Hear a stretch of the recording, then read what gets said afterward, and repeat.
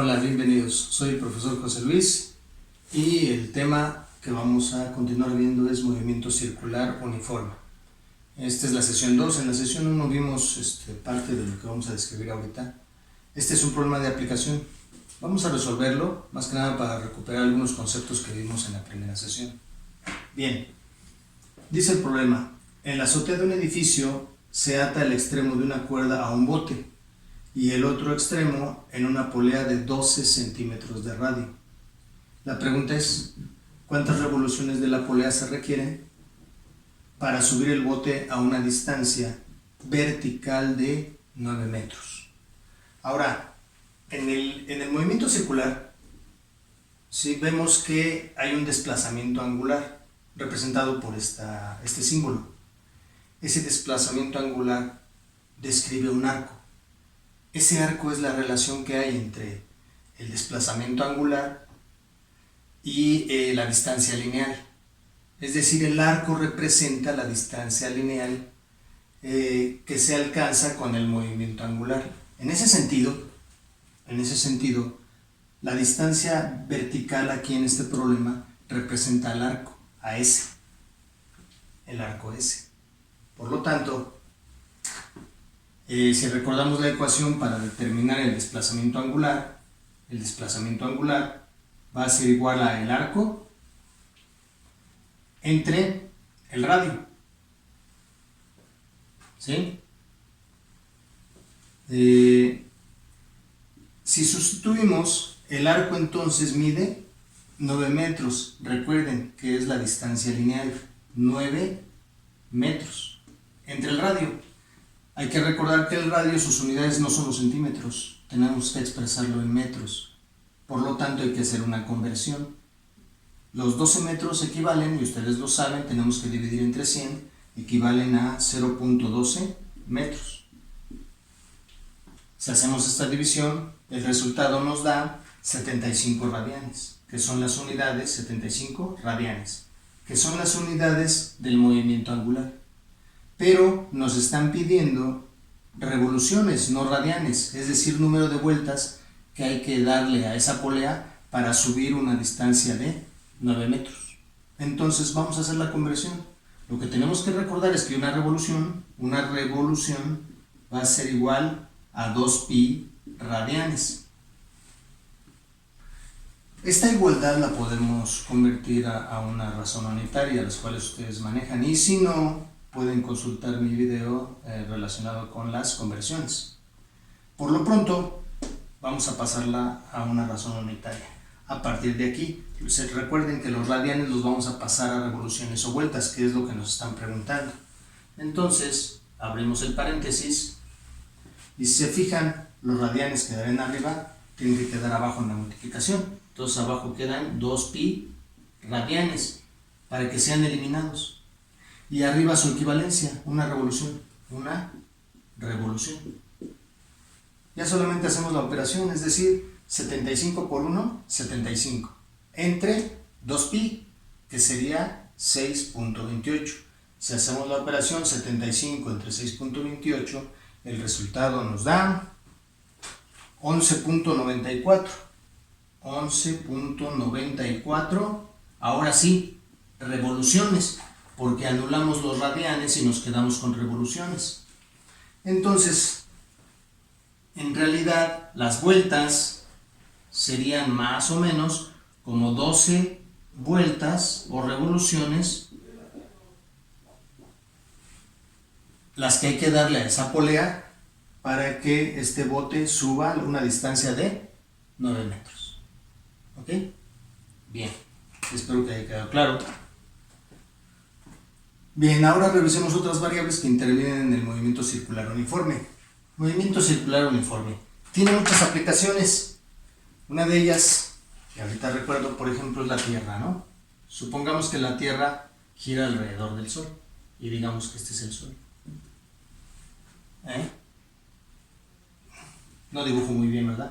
Pero para que me crean, ahora sí, es el Sol. La Tierra gira describiendo su órbita y créanme, la podemos aproximar a un círculo. El movimiento de la Tierra alrededor del Sol genera por sus cambios de direcciones, ahorita lo vamos a ver, del vector dirección de la velocidad, genera una aceleración centrípeta o una fuerza centrípeta que permite que la Tierra se conserve ahí alrededor de su órbita y no salga disparada. Entonces es importante estos conceptos, ahorita los vamos a ver. Otro sería la centrífuga de su lavadora, la centrífuga de bueno, no solo de la lavadora, también la rueda de la fortuna, esta misma polea, bueno, la polea que acabamos de ver, hay muchas aplicaciones sobre el movimiento circular. Bien, ahora lo que sigue es la velocidad angular, W. La velocidad angular en el movimiento circular uniforme, por eso se llama así circular uniforme, porque recorre arcos iguales en tiempos iguales, a una velocidad uniforme, constante, en este caso la velocidad angular. Y la velocidad angular se calcula gracias al desplazamiento angular entre el tiempo.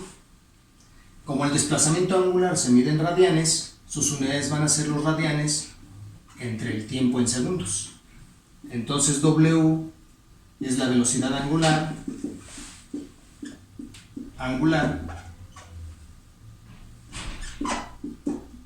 este símbolo es el desplazamiento angular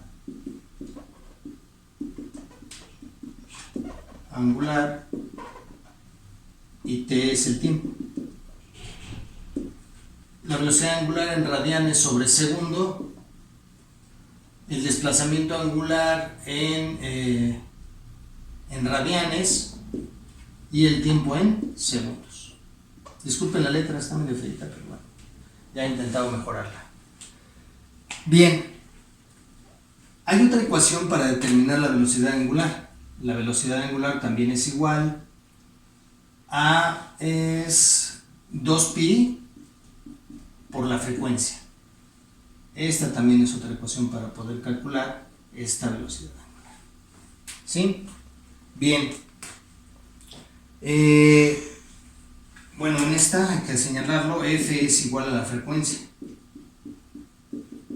Y se mide ya lo habíamos visto en la sesión 1, se mide en hertz. ¿Y qué son los hertz? Son ciclos sobre segundo. Bien, ahora, hay otra variable que interviene en este movimiento que se llama velocidad lineal o tangencial. Miren, les había dicho en este movimiento de la Tierra,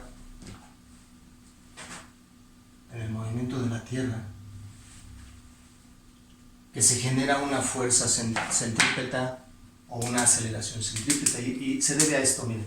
La velocidad es constante, es decir, aquí sale un vector llamado velocidad lineal o tangencial, ¿sí? Si nosotros describimos otro arco cualquiera, otro desplazamiento, aquí, en este punto, se genera otra velocidad tangencial, es decir, como ven, en cada punto la velocidad tangencial o lineal está cambiando de dirección. Eso hace que se genere una aceleración centrípeta, y es la que impide que los cuerpos salgan disparados, ¿sí? Ya veremos también en su momento lo que es la fuerza centrípeta, cómo calcularla. Por lo pronto, la velocidad lineal o tangencial, ¿sí?, que no cambia su valor, solo su dirección, se calcula así. La velocidad tangencial va a ser igual a la velocidad angular por r, por el radio. Es por eso que sus unidades son metros sobre segundo. Esa es la velocidad tangencial y con esta ecuación se puede calcular. Donde v es la velocidad tangencial en metros sobre segundo, W es la velocidad angular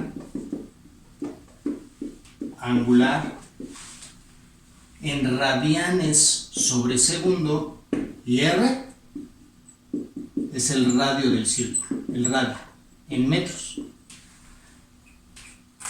¿Sí? Es por eso que las unidades de la velocidad lineal o tangencial son metros sobre segundo. Ok. Finalmente lo que les decía, el cambio de dirección de esta velocidad lo que está generando es una aceleración, la aceleración centrípeta. ¿Sí? Entonces se genera una aceleración centrípeta. Una aceleración centrípeta que va hacia el centro del movimiento circular. Tiene esta dirección. Aceleración centrípeta. ¿Sí? Tiene esta dirección. La aceleración centrípeta. ¿Y cómo la podemos calcular? Bueno, la aceleración centrípeta va a ser igual al radio por la velocidad angular al cuadrado. También hay otra expresión en términos de la velocidad lineal o tangencial, que dice que es la velocidad al cuadrado entre r. Estas son dos expresiones para determinar la aceleración centrípeta. ¿Sí? Bien, donde r es igual al radio en metros, w es la velocidad angular en radianes sobre el segundo. ¿Sí? Por este lado, bueno, ya saben que esta es la velocidad tangencial en metros sobre segundo. ¿Ok? Estas son las variables que vamos a estar utilizando para resolver problemas de movimiento circular uniforme. Bien, gracias por su atención. Nos vemos para la próxima. Cuídense.